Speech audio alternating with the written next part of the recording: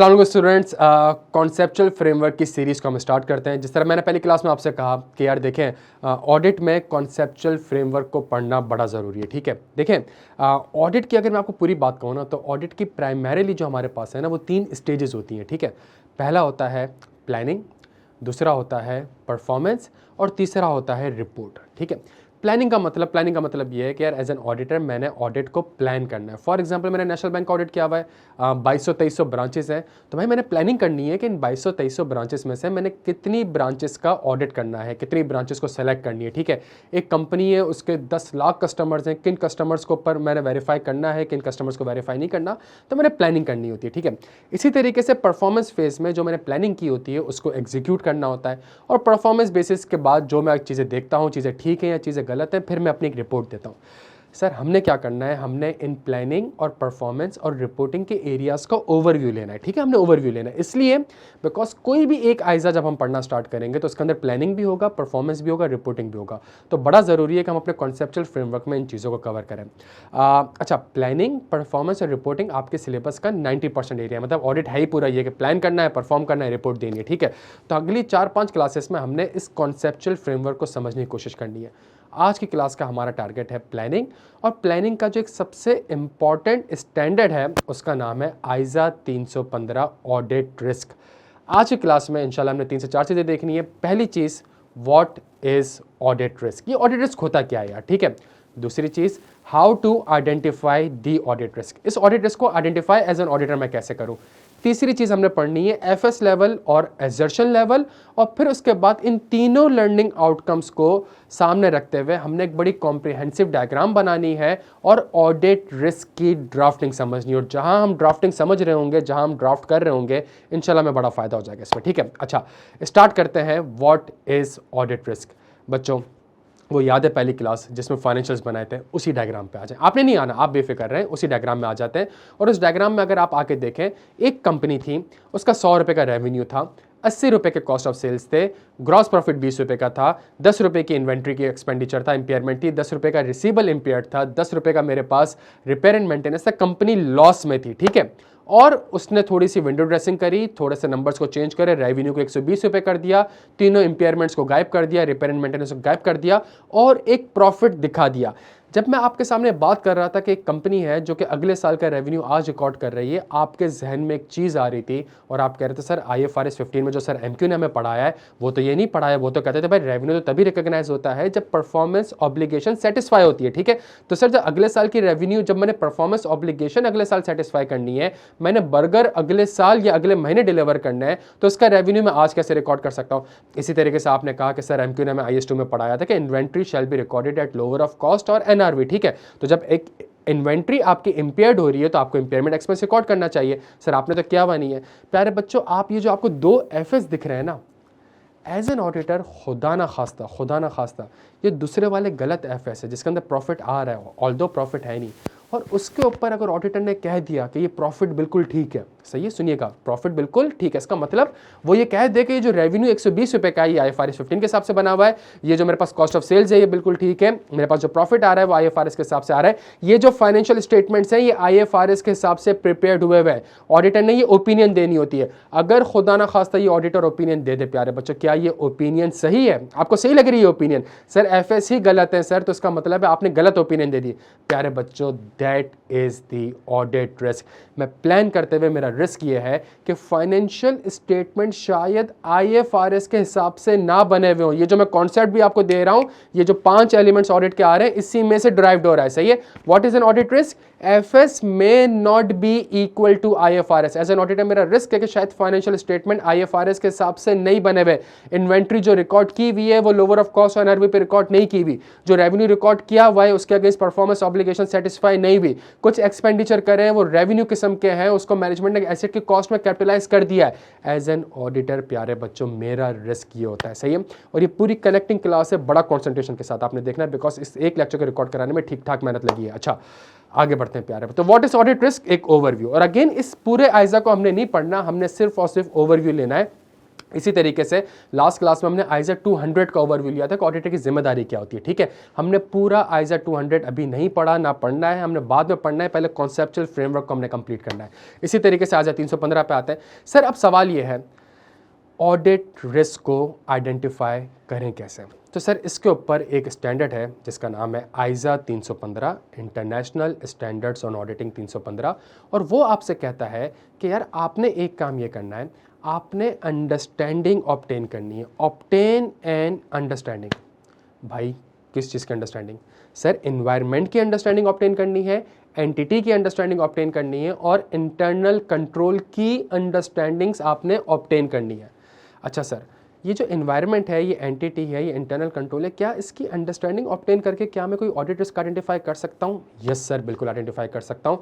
एक काम ये करते हैं प्यारे बच्चों, एनवायरनमेंट की अंडरस्टैंडिंग को थोड़ा समझने की कोशिश करते हैं। अगेन ओवरव्यू लेक्चर है, कॉन्सेप्चुअल लेक्चर है, एनवायरनमेंट की अंडरस्टैंडिंग ऑब्टेन करने की कोशिश करते हैं। आइजा 315 आपसे कहता है कि जब आप किसी कंपनी को ऑडिट कर रहे होते हैं ना, तो उस कंपनी के एनवायरनमेंट में देखें कि एनवायरनमेंट में क्या हो रहा है। वो कैटेगोरिकली आपसे 3 बातें करता है। वो कहता है यार आप देखें एनवायरनमेंट में इंडस्ट्री, रेगुलेशन, और it could be any other external factor. सही है, ये 3 चीज़ों की आप अंडरस्टैंडिंग लें, और इन 3 चीज़ों की अंडरस्टैंडिंग लेके आप कोई ऑडिट रिस्क आइडेंटिफाई कर सकते हैं। अभी हम फिलहाल ये समझने की कोशिश करते हैं कि मैंने एज एन ऑडिटर अंडरस्टैंडिंग लेनी क्या होती है। सही है, तो पहली चीज़ जो हमारे सामने आ रही है वो आ रही है एनवायरनमेंट की। सही है, एनवायरनमेंट में हमारे पास जो पहला फैक्टर है वो है इंडस्ट्री। प्यारे बच्चों, इंडस्ट्री का क्या मतलब? आइजा आपसे कहता है कि जब आप किसी कंपनी का ऑडिट कर रहे होते हैं तो उस कंपनी की इंडस्ट्री को देखें कि उस कंपनी की इंडस्ट्री में क्या चल रहा है। फॉर एग्जांपल मैं आपको आज से 20-25 साल पहले लेके जाता हूं, जहां पे ये नोकिया का 3310 और नोकिया का 6610 बड़ा ही कोई उरूज पे एक मोबाइल हुआ करता था, ठीक है। अच्छा, हम नोकिया का ऑडिट कर रहे थे, सही है, हम नोकिया का ऑडिट कर रहे थे। तो जब मैं नोकिया का ऑडिट कर रहा हूं तो आइजा कह रहा है कि एनवायरनमेंट की अंडरस्टैंडिंग लो, और एनवायरनमेंट की अंडरस्टैंडिंग में इंडस्ट्री की अंडरस्टैंडिंग लो। तो मैंने नोकिया की इस मोबाइल इंडस्ट्री की अंडरस्टैंडिंग ऑब्टेन करी। जब मैंने अंडरस्टैंडिंग ऑब्टेन करी तो भाई मुझे पता चला मार्केट में तो भाई आईफोन आ चुका है, नया कॉम्पिटिटर आ चुका है, सही है, और वो तो एक नई किस्म की नस्ली टेक्नोलॉजी लेके आ चुका है। मार्केट में हमारे पास सैमसंग आ चुका है, वो एक जबरदस्त टेक्नोलॉजी लेके आ रहा है। ये मैंने अंडरस्टैंडिंग ऑब्टेन करी है प्यारे बच्चों, ठीक है। इससे होगा क्या, सुनिएगा मेरी बात, इससे होगा क्या? मेरे पास नोकिया के पास जो इन्वेंट्री में 3310 पड़ा हुआ है, क्या वो बिकेगा? ये सुनिएगा मेरी बात को, क्या वो बिकेगा? सर चांसेस कम लग रहे हैं कि शायद ना बिके। क्यों ना बिके? बिकॉज सर इंडस्ट्री में नई टेक्नोलॉजी आ चुकी है, सही है, इंडस्ट्री में नए कॉम्पिटिटर आ चुके हैं, वो नई टेक्नोलॉजी लेके आ गए। तो सर एक सवाल या निशान कि क्या ये इन्वेंट्री बिकेगी प्यारे बच्चों, सही है। अच्छा, इसी तरीके से सर ये जो 3310 और 6610 जो बनाती है, तो ये हाथों से तो नहीं बनता, इसके लिए कोई बहुत बड़ा प्लांट लगाया गया होगा और उस प्लांट में मोबाइल की मैन्युफैक्चरिंग होती होगी। तो सर अगला सवाल या निशान कि क्या ये प्लांट इतने 3310 बना पाएगा कि इसकी कॉस्ट रिकवर्ड हो सके? ठीक है, एज एन ऑडिटर मैंने इन सारे फैक्टर्स की अंडरस्टैंडिंग लेनी होती है, और इस अंडरस्टैंडिंग से ऑडिट रिस्क आइडेंटिफाई कैसे होता है, थोड़ा मेरे साथ आप इस चीज़ को क्या कहते हैं साथ चलते रहें, थोड़ा सा कनेक्ट करके मैं इंशाल्लाह आपको पढ़ाऊंगा। अगली चीज़ हमारे पास अंडरस्टैंडिंग है रेगुलेशन की, ठीक है। अब वो कहते हैं रेगुलेशन की अंडरस्टैंडिंग लो। प्यारे बच्चों, मैं और आप दोनों कोविड-19 के मरहले से गुजर चुके हैं, सही है। अच्छा, मैं ऑडिट किसका कर रहा हूँ? मैं ऑडिट कर रहा हूँ PIA का, मैं ऑडिट कर रहा हूँ कतर एयरवेज का, मैं ऑडिट कर रहा हूँ एमिरेट्स का, सही है, 3 टॉप की एयरलाइन, सही है, PIA भी टॉप की एयरलाइन, ठीक है। अच्छा, मैं इनका ऑडिट कर रहा हूँ। जब मैं इनका ऑडिट कर रहा हूँ तो मैं कहता हूँ कि यार रेगुलेशन, भाई कोविड आ गया है और पूरी दुनिया के मुल्कों ने, उनकी असेंबलीज ने ये कानून पास कर दिया है कि ट्रैवलिंग पे बैन है, पाकिस्तान से ना कोई बाहर जाएगा, ना बाहर का बंदा पाकिस्तान आएगा, सही है। इसी तरीके से कोई भी दुबई ना जाएगा, ना दुबई से कोई बंदा आएगा, ट्रैवलिंग पे बैन लगा हुआ है ताकि इस कोविड-19 की डिजीज को कर्टेल कर सकें। ये एक रेगुलेशन आई थी मेरे प्यारे बच्चों, ये एक रेगुलेशन आई थी, सही है। अच्छा, क्या होगा प्यारे बच्चों से, ये जब मैंने अंडरस्टैंडिंग ऑब्टेन करी, मैंने कहा यार ये एयरपोर्ट देख रहे हो बच्चों, ये कितना ज़बरदस्त एयरपोर्ट है। इस एयरपोर्ट पे ये प्लेन वगैरह देख रहे हो, कितने ज़बरदस्त प्लेन खड़े हैं, कतर एयरवेज के, एमिरेट्स के, PIA के, और साथ में कितनी ज़बरदस्त एयर होस्टेस वगैरह बैठी हुई है प्यारे बच्चों। लेकिन आपको नहीं लगता कि ये जहाज़ उड़ ही नहीं रहा? क्यों नहीं उड़ा भाई? सर उड़ इसलिए नहीं रहा बिकॉज बैन लगा भाई, ये तो एक मुल्क से दूसरे मुल्क जा ही नहीं सकता। प्यारे बच्चों थोड़ा सोचें, एक जहाज़ है जो कि अरबों रुपये का ख़रीदा गया था और ये सोच के ख़रीदा गया था कि जी ये ट्रैवल करेगा, टिकट्स वगैरह आएंगी, पैसेंजर्स आएंगे तो इसकी कॉस्ट रिकवर्ड हो जाएगी, ठीक है प्यारे बच्चों। क्या इसकी कॉस्ट रिकवर्ड हो सकती है? क्या इसकी कॉस्ट रिकवर्ड हो सकती है बच्चों? इसकी कॉस्ट रिकवर्ड होना थोड़ी सी मुश्किल लग रही है। क्यों मुश्किल लग रही है? बिकॉज सर कोविड है, ये चल ही नहीं रहा। जब चल ही नहीं रहा तो इकोनॉमिक बेनिफिट जनरेट ही नहीं कर रहा। इससे क्या ऑडिट रिस्क हो सकता है? थोड़ा सोचेगा, मैं आगे जाके आपको कनेक्ट करूंगा। फिलहाल मैं आपको ये समझाने की कोशिश कर रहा हूँ कि एज एन ऑडिटर मैं अंडरस्टैंडिंग लेता क्यों हूँ और इससे ऑडिट रिस्क कैसे आइडेंटिफाई होता है। थोड़ी सी पुरानी बात करता हूँ प्यारे बच्चों। पाकिस्तान में एक बहुत ही संगीन तरीन किस्म का फ्लड आया, ठीक है, बहुत फ्लड आया। मैं टेक्सटाइल सेक्टर का ऑडिट कर रहा था। तो एक बहुत जब फ्लड आया तो पाकिस्तान में जितना भी एग्रीकल्चर था और ये कॉटन्स वगैरह थे, सारे के सारे 60 to 70% डिस्ट्रॉयड हो गए थे। टेक्सटाइल सेक्टर को कॉटन चाहिए होता है ताकि वो उस कॉटन से कोई फैब्रिक्स वगैरह बना सके, कोई टेक्सटाइल के प्रोडक्ट्स वगैरह बना सके। प्यारे बच्चों, बड़े बड़े अरबों रुपए के प्लांट एंड मशीनरी लगे हुए थे, लेकिन पाकिस्तान में कॉटन ख़त्म हो चुका था, सारा का सारा डिस्ट्रॉयड, 60 से 70% डिस्ट्रॉयड हो चुका था। प्यारे बच्चे, जो प्लांट आपको इतना ज़बरदस्त दिख रहा है, क्या ये प्लांट के पास इसमें क्या रॉ मटेरियल अवेलेबल है? क्या पाकिस्तान में कॉटन अवेलेबल है? सर पाकिस्तान में लेट्स से कॉटन अवेलेबल नहीं है। सर जब कॉटन अवेलेबल ही नहीं है तो क्या ये प्लांट शर्ट्स, पैंट्स वगैरह, फैब्रिक्स वगैरह बना सकेगा? सर ये प्लांट है, ये शर्ट, पैंट्स, फैब्रिक्स वगैरह नहीं बना सके। सर जब ये बना नहीं सकेगा तो क्या कोई इकोनॉमिक बेनिफिट आएगा? क्या कोई रेवेन्यू आएगा? सर ये रेवेन्यू नहीं आएगा। तो सर ये जो 1 अरब रुपये का प्लांट एफएस में कैरी हो रहा है, 1 बिलियन का प्लांट एफएस में कैरी हो रहा है, क्या इसकी कॉस्ट रिकवर्ड हो सकती है? आपसे थोड़ा सोचेगा और रिस्क भी खुद ही क्लिक करिएगा। मैं आगे जाके इसको कनेक्ट करता हूँ। फिलहाल मैं आपको ये समझाने की कोशिश कर रहा हूँ कि एज एन ऑडिटर मैं किस तरीके से अंडरस्टैंडिंग ऑब्टेन करता हूँ और अंडरस्टैंडिंग का मतलब क्या है, किस तरीके से एक एनवायरनमेंट की अंडरस्टैंडिंग ऑब्टेन करके मुझे बहुत सी चीज़ों का पता चलता है और इन चीज़ों से मुझे ये लगता है कि हाँ, फाइनेंशियल स्टेटमेंट में यहाँ भी मसला हो सकता है, फाइनेंशियल स्टेटमेंट में यहाँ भी मसला हो सकता है, फाइनेंशियल स्टेटमेंट में ये मसले भी हो सकते हैं। अच्छा जी, अगली चीज़ मेरे प्यारे बच्चों, एक बड़ा ज़बरदस्त कॉन्सेप्ट जिसको हमने ऑडिट से लिंक करना है और वो है एफएस लेवल और एजर्शन लेवल। सही है, इन दो फैक्टर्स को हमने समझना है। पहले हम एक चीज़ समझने की कोशिश करते हैं, ये एफएस लेवल होता क्या है। देखें मेरी बात सुने बच्चों, एक फाइनेंशियल स्टेटमेंट प्लॉट करते हैं, ठीक है, इसके अंदर पीपी भी आ रहा है, इसके अंदर इन्वेंट्री भी आ रहा है, इसके अंदर रिसीबल भी आ रहा है, इसके अंदर पेबल भी आ रहा है, इसके अंदर रेवेन्यू भी आ रहा है, एक्सपेंसेस भी आ रहे हैं। एक पीएनएल प्लॉट करते हैं, एक पूरा balance sheet FS financial statement plot करते हैं। ये आपके सामने एफएस है बच्चों, इस एफएस को गौर से देखें, सही है। और एफएस लेवल का मतलब क्या? एफएस लेवल का मतलब more pervasive to the financial statement as a whole. सही है, more pervasive to the financial statement as a whole. For example, मैं कंपनी की अंडरस्टैंडिंग ऑब्टेन कर रहा हूँ और मुझे लगता है कि यार मैनेजमेंट की इंटेग्रिटी पे डाउट है, मैनेजमेंट शायद फ्रॉडिया है, मैनेजमेंट की इंटेग्रिटी पे डाउट है। तो प्यारे बच्चों मुझे बताओ, इस इंफॉर्मेशन से जो अंडरस्टैंडिंग आपने ऑब्टेन करी, ये जो इन्फॉर्मेशन ऑब्टेन करी, इससे मसला कहाँ पर है? इससे पीपी में मसला है, या इससे इन्वेंट्री में मसला है, या इससे रेवेन्यू में मसला है, या इससे एक्सपेंस में मसला है? सर कैसी बात कर रहे हैं? सर जब मैनेजमेंट फ्रॉड ही आया है तो इसने पीपी में भी फ्रॉड किया होगा, इसने इन्वेंट्री में भी किया होगा, इसने रिसीबल में भी किया होगा, इसने पेबल में भी किया होगा, इसने कैश एंड बैंक में भी किया होगा, इसने बैंक एंड लोन में भी किया होगा। सर ये जो रिस्क है ये फाइनेंशियल स्टेटमेंट लेवल का रिस्क है। इस अंडरस्टैंडिंग को, इस मैनेजमेंट के फ्रॉड को किसी एक एलिमेंट से आप लिंक नहीं कर सकते। ये रिस्क पूरे फाइनेंशियल स्टेटमेंट में मौजूद है, more pervasive to the financial statement as a whole है प्यारे बच्चों। सही है, ये हमारे पास एक चीज है। सर एजर्शन लेवल क्या है? सर एजर्शन लेवल होता है specific objective of the financial statement. मैं आपके सामने कुछ एजर्शंस क्लेम करता हूं। देखें, एजर्शन का सादा खुशबू मतलब क्या है? एजर्शन का सादा खुशबू मतलब है मैनेजमेंट का दावा, मैनेजमेंट का क्लेम, मैनेजमेंट एजर्ट कर रही है। For example inventory. सही है, मैनेजमेंट मुझसे कहती है मेरे पास 100 रुपए की इन्वेंट्री ईयर एंड पे मौजूद है। मैनेजमेंट मुझसे कहती है मेरे पास 100 रुपए की इन्वेंट्री ईयर एंड पे मौजूद है, या मैनेजमेंट फाइनेंशियल स्टेटमेंट में इन्वेंट्री के आगे लिखती है 100 रुपए। इसका मतलब है मैनेजमेंट आपके सामने एजर्ट कर रही है, मैनेजमेंट आपके सामने दावा कर रही है, मैनेजमेंट आपके सामने क्लेम कर रही है। क्या क्लेम कर रही है? 4 चीजें क्लेम कर रही है प्यारे बच्चों। पहली चीज एग्जिस्टेंस, दूसरी चीज कंप्लीटनेस, तीसरी चीज राइट्स एंड ऑब्लिगेशन, एंड चौथी चीज वैल्यूएशन। मैनेजमेंट का पहला दावा कि जो 100 रुपए की इन्वेंट्री मैंने रिकॉर्ड की है ना, ये एग्जिस्ट करती है। जाके वेयर हाउस चेक कर लो, तुम्हें 100 रुपए की इन्वेंट्री दिखेगी वहां पे, एग्जिस्टेंस। मैनेजमेंट का दूसरा दावा, कंप्लीटनेस, जितनी भी इन्वेंट्री मेरे पास ईयर एंड पे जितने भी वेयर हाउस में मौजूद है सारी की सारी मैंने रिकॉर्ड कर ली है, कंप्लीटनेस। सारी की सारी इन्वेंट्री मैंने अपनी बैलेंस शीट पे एज एट पे रिकॉर्ड की हुई है, कंप्लीटनेस। तीसरी चीज, राइट्स एंड ऑब्लिगेशन। इसका मतलब है मेरे पास इस इन्वेंट्री पे राइट है, ये इन्वेंट्री मैंने बनाई है या ये इन्वेंट्री मैंने खरीदी है, इस इन्वेंट्री के ऊपर मेरा राइट है। चौथी चीज, वैल्यूएशन। इसकी वैल्यूएशन, इस इन्वेंट्री की वैल्यूएशन मैंने IS2 के हिसाब से की हुई है, लोअर ऑफ कॉस्ट और NRV। तो जब भी मैनेजमेंट आपसे ये बात करे तो मैनेजमेंट आपके सामने 4 दावे करती है। पहला दावा एग्जिस्टेंस, दूसरा दावा कंप्लीटनेस, तीसरा दावा राइट्स एंड ऑब्लिगेशन और चौथा दावा मैनेजमेंट आपसे करती है वैल्यूएशन। ये 4 एजर्शंस हमारे पास मौजूद होती है। फॉर एग्जांपल प्यारे बच्चों, आप कभी IQ का ऑडिट करना है, ठीक है, आप अगर IQ का ऑडिट करना आएंगे तो मेरे पास फर्नीचर्स एंड फिक्सचर्स में बहुत सारी चीज़ें होंगी।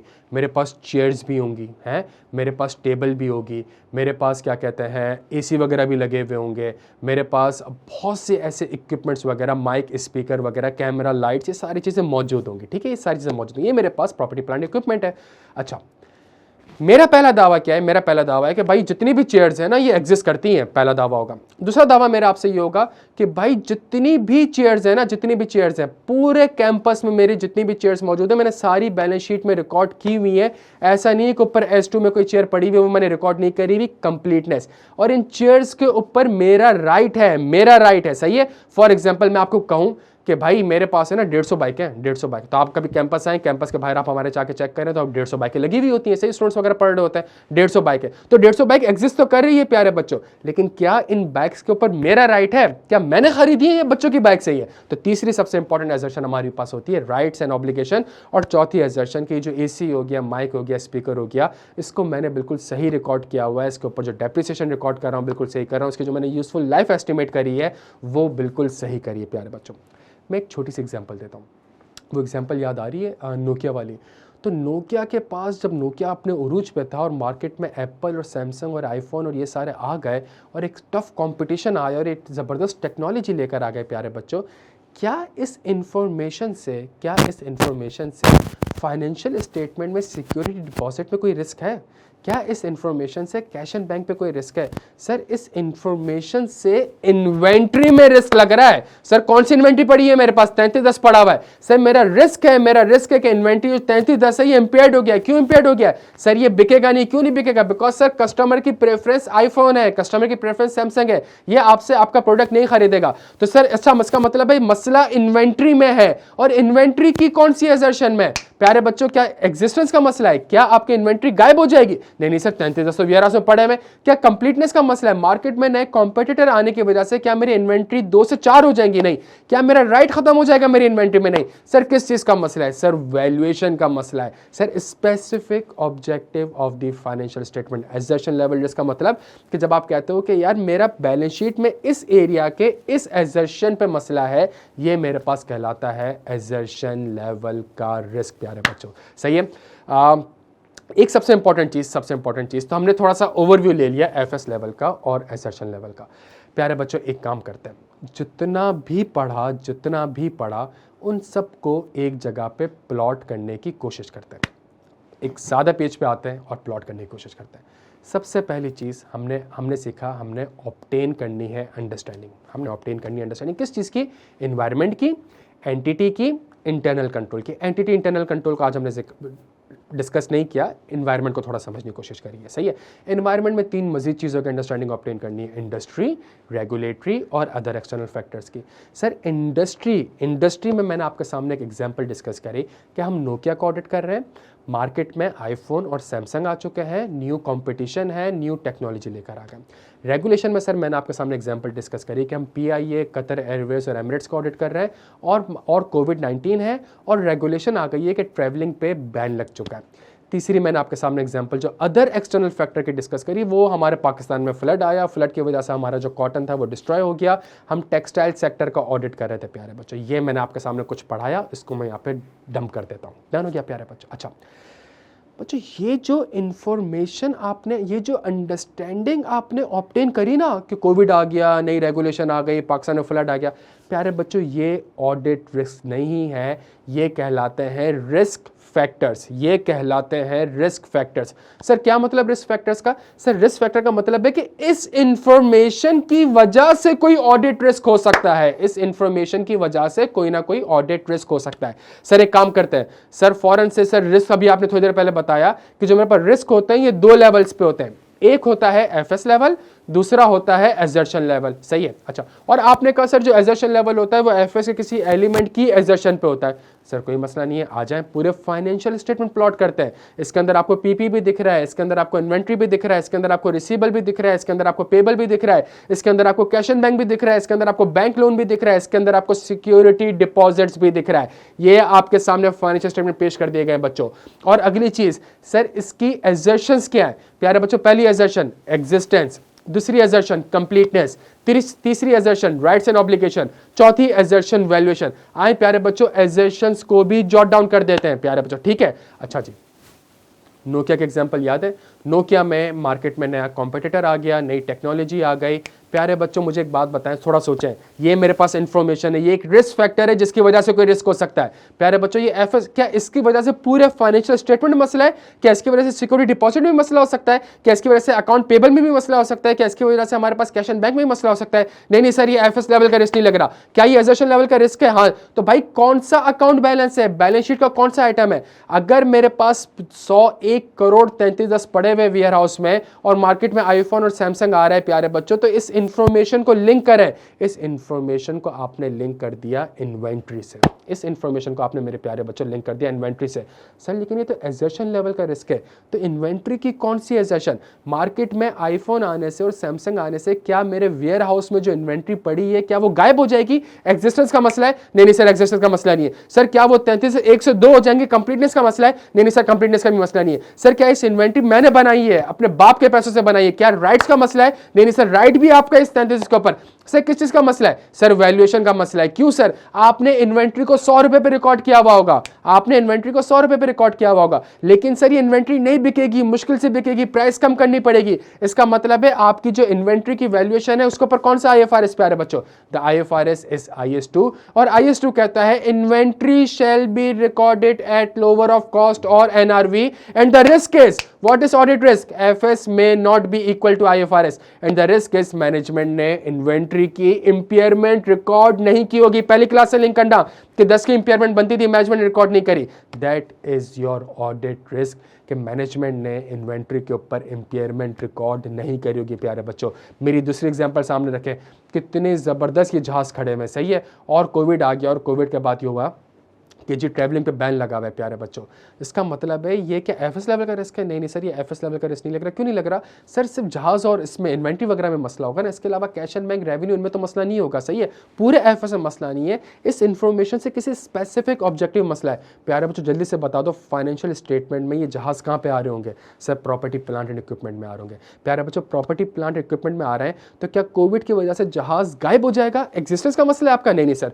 क्या एक जहाज 2 हो जाएंगे? कंप्लीटनेस का मसला है? नहीं नहीं सर। क्या ये जो PIA का जहाज है क्या इसके ऊपर राइट PIA का नहीं रहेगा? नहीं नहीं सर, PIA का ही राइट रहेगा। प्यारे बच्चों किस चीज का मसला है? प्यारे बच्चों वैल्यूएशन का मसला है, वैल्यूएशन का मसला है। सर तो पीपी की वैल्यूएशन तो डेप्रिसिएशन रेट भी होती है, पीपी की वैल्यूएशन तो डेप्रिसिएशन मेथड भी होती है, पीपी की वैल्यूएशन तो इंपेयरमेंट भी होती है। प्यारे बच्चों किस चीज का मसला लग रहा है? प्यारे बच्चों इंपेयरमेंट का मसला लग रहा है कि एक एसेट आपके पास पड़ा हुआ है, एक प्लांट एंड मशीनरी पड़ा हुआ है और सफिशिएंट इकोनॉमिक बेनिफिट जनरेट नहीं करा हुआ। याद है सर की जो आपको पढ़ाते थे वैल्यू इन यूज, तो वैल्यू इन यूज, क्या ये प्लांट यूज हो रहा है? प्यारे जब ये प्लांट यूज ही नहीं हो रहा, जब ये प्लेन यूज ही नहीं हो रहा, तो क्या पैसेंजर आ रहे होंगे? जब पैसेंजर आ ही नहीं रहे होंगे तो क्या टिकटें बिक रही होंगी? जब टिकटें बिक ही नहीं रही होंगी तो क्या कोई रेवेन्यू आ रहा होगा? जब रेवेन्यू ही नहीं आ रहा होगा तो इसकी वैल्यू इन यूज क्या हो रही है? वैल्यू इन यूज कम हो रही है, जीरो की तरफ जा रही है। कैरी कितने पे हो रहा है? 100 रुपए पे। यूज करके कितने कमा लूंगा? 15, 20, 25 रुपए। तो ये जो 75 रुपए का गैप है ये क्या है प्यारे बच्चों? That is called the impairment, that is my audit risk. कि ये जो मेरा प्लेन खड़ा हुआ दिख रहा है आपको, ये शायद मैं प्लानिंग फेज में खड़ा हूं, ये शायद इंपेयर्ड हो चुका है और मैनेजमेंट ने इसके अगेंस्ट इंपेयरमेंट रिकॉर्ड नहीं की होगी। सारी चीज समराइज करता हूं। एज एन ऑडिटर आपने अंडरस्टैंडिंग ऑब्टेन करनी है। जब अंडरस्टैंडिंग ऑब्टेन करते हैं तो उससे आपको मिलते हैं रिस्क फैक्टर्स। मैं फैक्टर्स क्यों कह रहा हूं? Because these are the factors that will help the auditor to identify the audit risk. सही है, तो ये रिस्क फैक्टर है। कोविड ऑडिट रिस्क नहीं है, कोविड की वजह से बैलेंस शीट और P&L में क्या मसला हो सकता है, that is the audit risk. सही है, समझने की कोशिश करिएगा। इसी तरीके से पाकिस्तान में फ्लड आया, ये ऑडिट रिस्क नहीं है। फ्लड आने की वजह से कौन से बैलेंस शीट और पीएल के आइटम में मसला हो सकता है, ये ऑडिट रिस्क है। सैमसंग और आईफोन के इजाद होने से कोई ऑडिट रिस्क नहीं है, ये मेरा रिस्क फैक्टर है। सैमसंग और आईफोन के आने की वजह से नोकिया के जो 3310 पड़े हुए बैलेंस शीट पे, इसकी इंपेयरमेंट का रिस्क है मेरे प्यारे बच्चों।